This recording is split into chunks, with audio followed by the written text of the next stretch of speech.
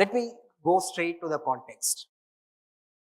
The way we live, the way we eat, the way we spend money, the way we dress, and the way we spend time keeps on changing almost every 2 years, 3 years, 5 years as we grow older. But that becomes a trend. Now that trend captures multiple things.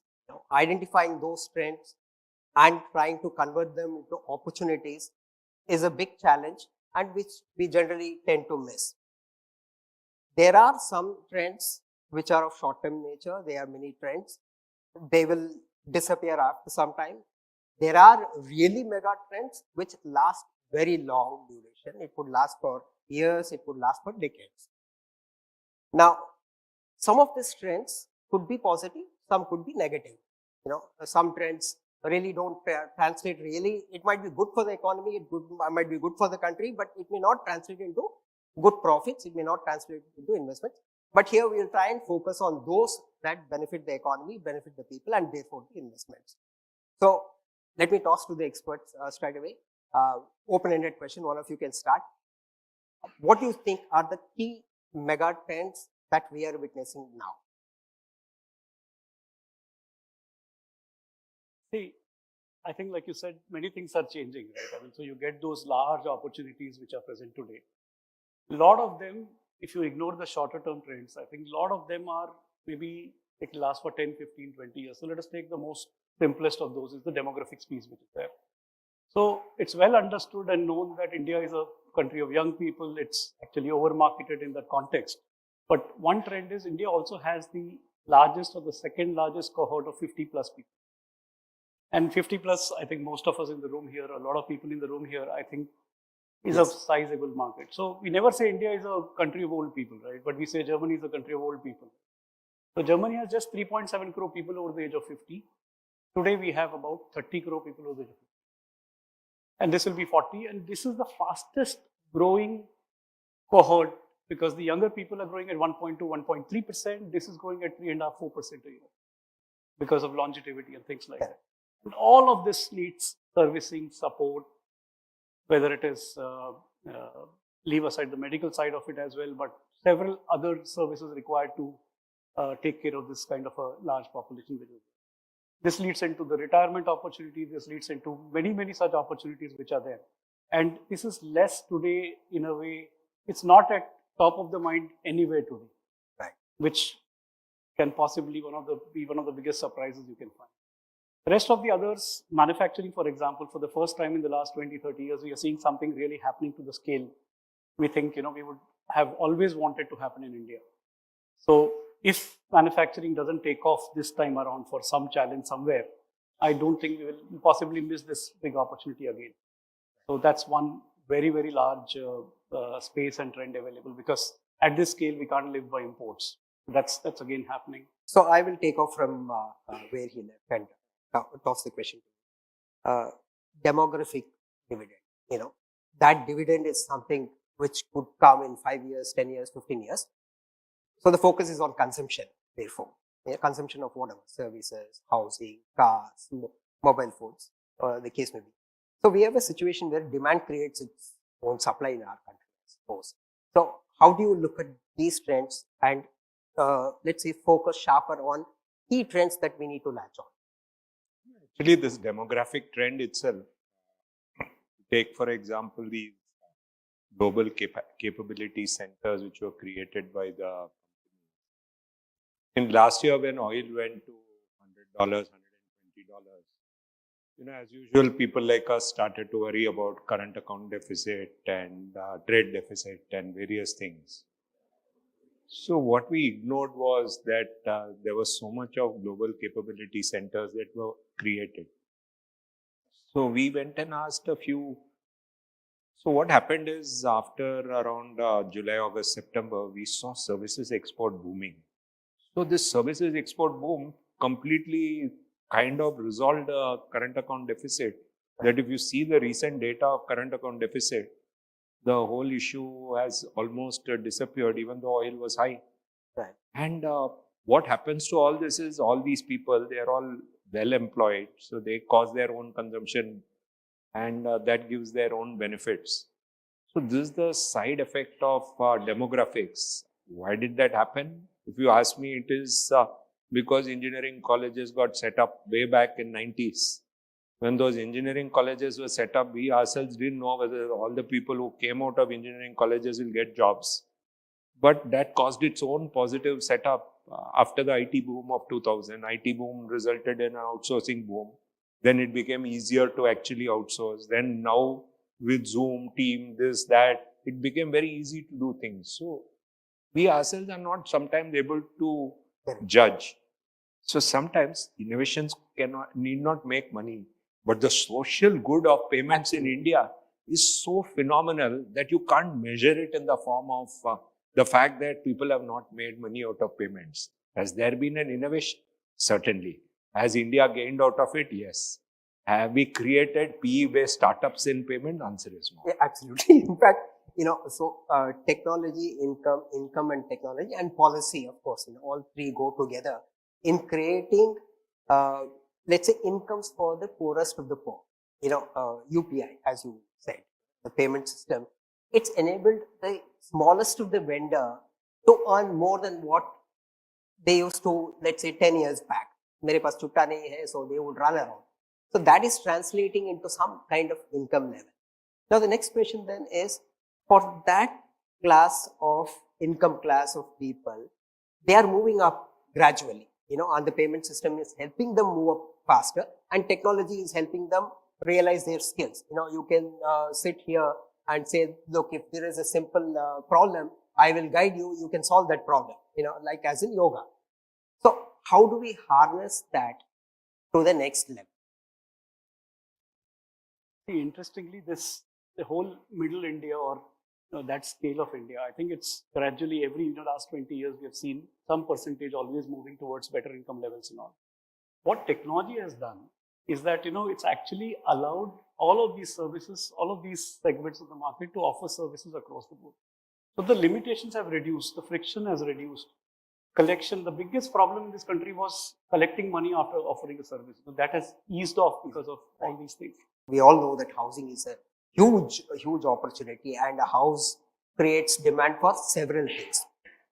But the focus and the concentration is in few geographies, the NCR region in the north, the Mumbai region here, and the Bangalore region. Outside of that, you can't think of really making money there. So a mega trend should also help you make investment opportunity, but everything is concentrated in 3 regions. Your thoughts? I think this was correct 10 years back. Okay. I think there are big changes underlying which we are unable to fathom today, right? When you look at data trends which are there, proxy data of, where vehicles are being sold or where lot of spaces are appearing. For example, the state of UP, the kind of growth it has seen in the last several years has been stunning. So I think it's now become more a bottom-up kind of a country in the context that maybe you have 100 cities functioning well and growing rapidly versus earlier, 10 years back, which used to be just these 3-4 cities which account. It may still be that these cities account for a large proportion of it, but I think growth is in, the second tier, third tier cities which are exploding rapidly. For example, recently I was in Hyderabad, and every time you go, it's completely new landscape on the new side of the city. Just you're seeing as if the best of the best office infrastructure being built, the largest of companies having, each company having 15,000 people, many such companies there having that.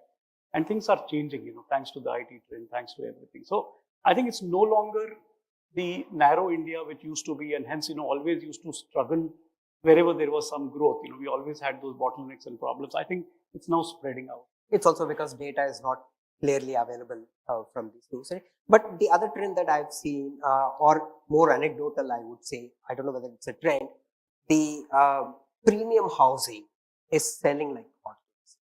Day one sold out. I can take a few examples. DLF is a classic example. On day one, it got sold out. Recently, Max Ventures, 7 crore to 13 crores was the kind of budget for a house. And just a year back, Prestige in Bangalore, they came up with a 180-acre large mega house. The day after it opened, everything was sold out. Now that's yet another trend happening where the aspiration level is rising. But then there is a clear divide there also. No, I think without affordable housing going up, it's not a mega trend. If you're going to construct That's 1 lakh houses of people who consume at the prices you talked about, then it's not a mega trend, then it's a micro trend.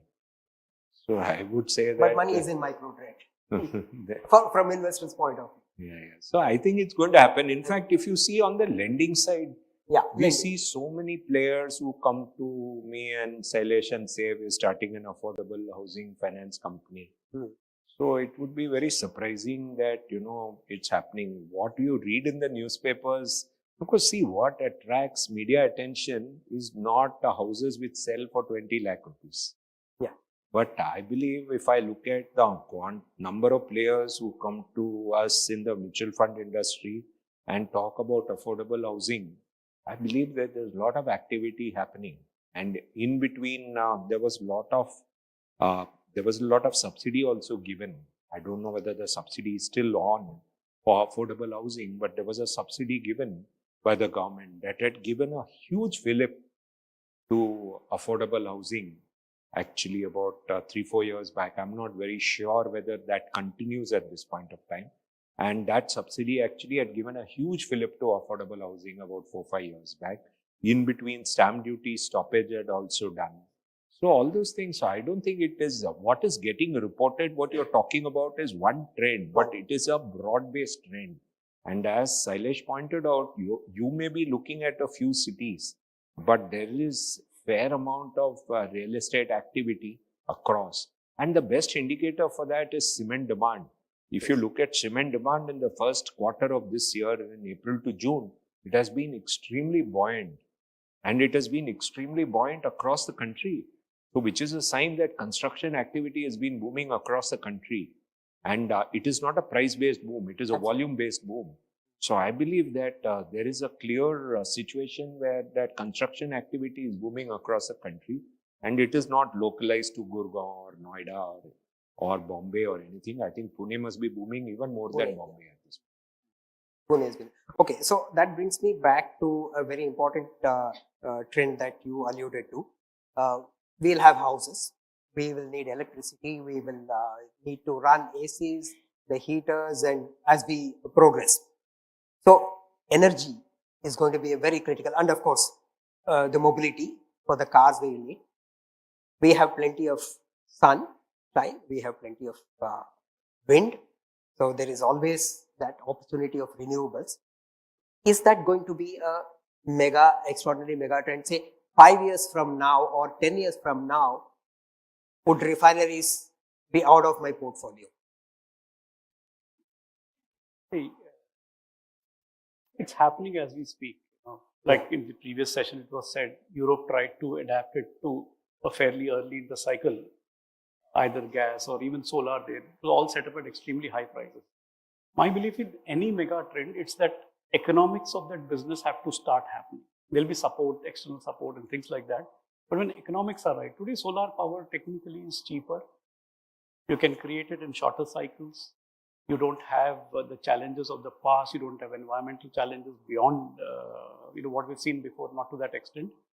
And the pricing is right. You can supply at 2, 2.5, or maybe 3 rupees at least during the day. When that happens, nothing can stop the trend from accelerating. So everything is a tipping point. So the tipping point of mobile in terms of pricing, then it's already 80, 100 crore people having that. So I think that has happened for solar.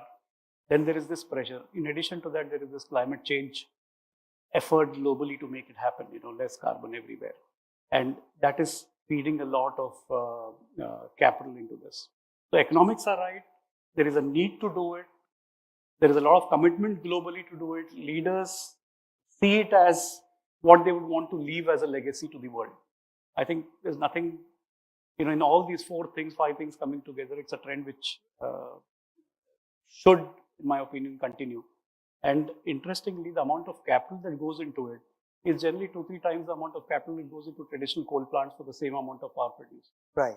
So that again means large investment, then modernization everywhere. So I think in all probability, this is a trend we will possibly see accelerating rather than slowing down. So what kind of investments that would dot the portfolios, let's say, over the next 10 years? Now, for example, let me go back, in the late 70s and early 80s, nobody would have thought about HDFC being in my portfolio or your portfolio.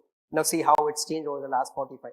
So the next 10, 15 years, what will be the key? It might be a very small company. It may be a small cap, for example. It could be a smart meter company, for instance, that's now coming up.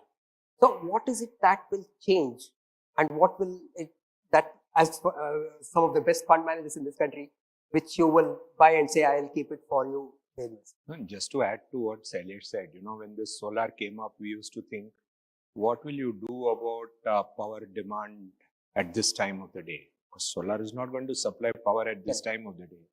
That point of time, the only thing was lithium.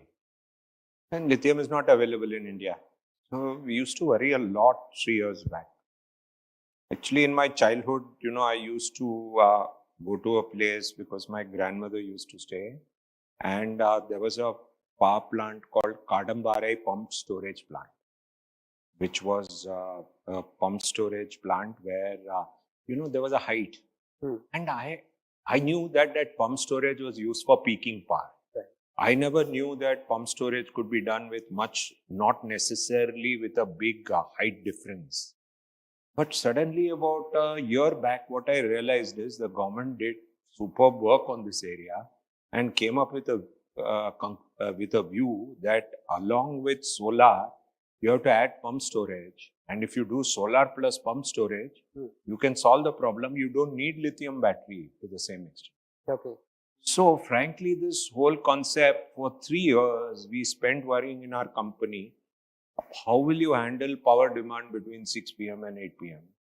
Because battery costs are so high and India does not have lithium like Chile or Australia. But the problem is more or less getting reduced by this pump storage idea. And today the government is actually moving very, very fast on the pump storage.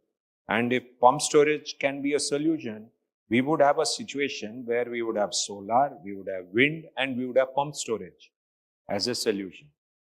So to the question you asked, finally we are public market investors. Correct. We have to look after investors' return. So if you'd asked me 10 years back, what was, the first time I got an iPad, I thought that telecom will be the best investment opportunity in the world. But what happened to telecom? For the first 6 years, telecom was the biggest negative return generator as a sector. So sometimes what happens is you and I think this is a beautiful innovation. For 6 years, telecom changed my life, both iPad and my mobile phone. Yeah. But what was the equity market return for the first 6 years? Negative. It's only in the last 5 years I got the return. So I believe, sometimes innovation and stock market returns are not necessarily linked. The returns came from all the consumption stocks. But the returns didn't come from telecom. Whereas people who set up e-commerce websites, they made money. Yes. But the telecom companies, if you go back 10 years back, how many telecom companies are there? 2 or 3. 2 have succeeded. One is barely surviving. That is the reality of the situation. Which is the case with aviation as well. So sometimes what happens, we'll think of the innovation.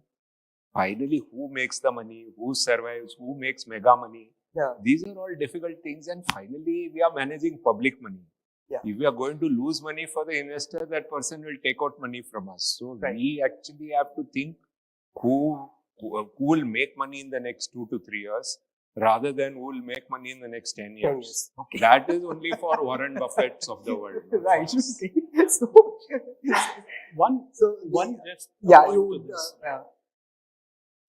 we are looking at future trends to come and things like that. But existing underlying large trends which have already established businesses, we have this at the back of our mind that large companies cannot become larger. Only smaller companies can, find or become, grow much faster and grow for longer periods of time, or will catch a trend. I think some of the mid-sized businesses in India today themselves are very much capable to latch on to any of these larger trends which are emerging. So I think 80-90% of the winners can still come from companies who are already there, already existing, already profitable, and have managements to capture some of these trends. And the chance or the risk of identifying trends for the next 10 years with smaller, early stage or venture capital kind of businesses, you know what's happened in that phase. Okay, one very important mega trend. My last question before I toss to the audience for questions. One, I would call it a mega trend. Maybe you are experts, is that a lot of people, a lot of investors are pouring money into small cap. So much so that small cap fund managers have to every now and then stop the flow. Now, that itself looks like a mega trend. Thinking has changed. One of you could take the question and conclude this before we. I define markets into 5 phases. I call it bust. Bust happens when Lehman happened, World Trade Center happened, okay, COVID happened. That's the best time to invest, if you have the guts to invest. Absolutely. Yeah. The second is best. That is when there's no such crisis, but markets are basically in bad shape. That's the best time to invest. By that. Yeah. Third is boring, where there's no problem, but not too much FII buying, not too much mutual fund buying. Fourth is boom. What's happening today in small cap and mid cap. What we've seen is in boom phase, if you have invested, you normally don't make money in the medium term. We have seen boom phases like 2006 to 8, 2017, all these phases, 1999. In these phases, you invest, you don't make money in the medium term. But the problem for people like us is near term, you may make money. Because there were people who are negative in 2007 January. But 2007 to January to 2008 January, the market kept shooting up. So in the near term, market can go up as much as it wants to. And you are not capable of determining that. So in boom market, you are capable. The medium term is the problem. Short term market may go up. And long term, India is a good structural story. And normally people don't hold till long term when they invest in a boom market. That also. The last phase is a bubble phase. Yes. In the bubble phase, whoever invests will lose money. Are we in that phase? We are in boom phase. We are in boom phase. We are in boom phase. In bubble phase, what happens? Market narrows. Then there'll be only few stocks which go up. So today we are in boom phase in small cap and mid cap. We are not in boom phase in large cap or multi cap or flexi cap. We are in boom phase in small cap and mid cap. So this is a tough task for us to explain to all the investors. Your concluding remarks before I toss it. Hey, these phases will come. They've come every 2 years, every 3 years. There's no respect for risk, and you see people just putting money based on what last 3 year returns are. Our basic thing is when 3-4 year returns are very good, you have to be extremely careful. So that's what is happening today in, say, small cap, where returns have been extremely good in the last 3-4 years. And today, this perception of large caps being, slow growth businesses, blah, blah, nobody wants to put it, or it's not fashionable, has made them attractive. So I think as a rational investors, some allocation changes in this kind of a framework would just allow us to sustain and capture wherever respective or relative value lies. On that note, thank you, gentlemen, for joining us.